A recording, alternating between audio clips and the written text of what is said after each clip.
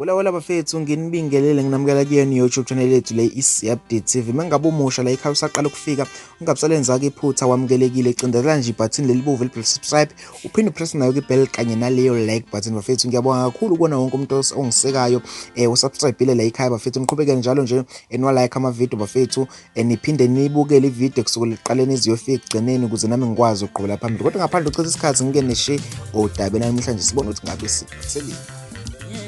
Ake bafethu nantu udaba la lingakhona insizwa kaMchunu bafethu lapha Ungizwe sihambe yazafika kuyena kuDsd umfo mhlongo. Siyazi bafethu ukuthi Ungizwe insizwa ehluphayo la emculweni Kumaskandi njengoba inokukhuluma nje isinomi kanjani isikhathi esiningi inako ukugcona amaciko kaMaskandi bafethu kuyinto le eyake ibacika abantu abaningi. Sikhuluma nje usanda ukukhipha yona ke clip laphane la egxeka khona ke oDokotel bakaMaskandi ukuthi ke akabathathi notice ngoba bavele bebekwe nje bengayanga ngisho City bafethu yize engazange balilika malomuntu ku video clip yakho kodwa ke kumele kwazicacela ukuthi amazwi abheke kuyena ke laphane uDsd bafethu. Video clip ngizoyidedela uzibukele uzibonele nawe uzizwele wena ke bafethu. Kanti uDsd ukubonileke naye lokho njengoba ke ubempostile khona ke laphana ke ku Facebook kuyihambisana nenkulumo ende la abeziphendulela khona ukuthi Ungizwe kade aqala ukumgibela ekhanda kanti ke sekufike egcineni manje ushile uDsd ukuthi uzongena estudio ke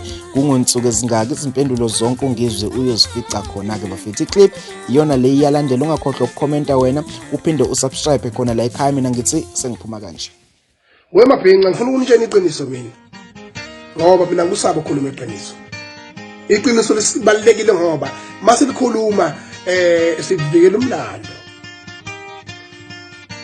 Akekho loyo ethi khathela abantu abathi bekhumbula ibrayi emasontweni abo bese bethi bazohlonipha ubani afike namakesi ekabhiya kanye nenyama kusiwe bese kuthiwa sekuDokotela bana ayikho leyo nto.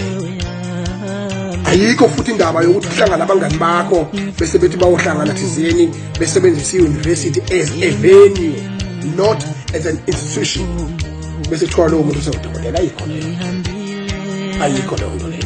Bangani bakho nje niphuza nabo senisebenza ukuhlonipha uZodokotela oDokotela Babili kuphela Kumaskandi sinabo ubodlozi umsunguli Kumaskandi bese kuzoba insizwa yalithe ubaba usipho mchunu abanye cha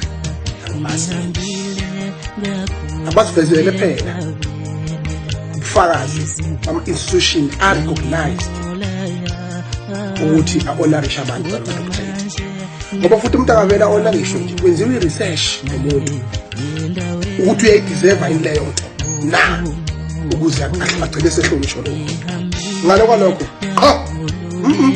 sengishilo ngomfo wamagcona sengonya mina ngisho ngabiza oprofessor bazokutshela ukuthi lento engishoyo iyona. Nobody has the right to honor anybody ngedoctorate dusa umlando hamba ke niyohlonipha amanye amagender ungazosubulala eMaskandi sesikhathele manje lo uzokhipha lapha sidlale ngabakadala bani Dokotela ubani ngoba usipomkhulu akasaculi nje ngoba ubhodloza akaculi nje Babili oDokotela Babili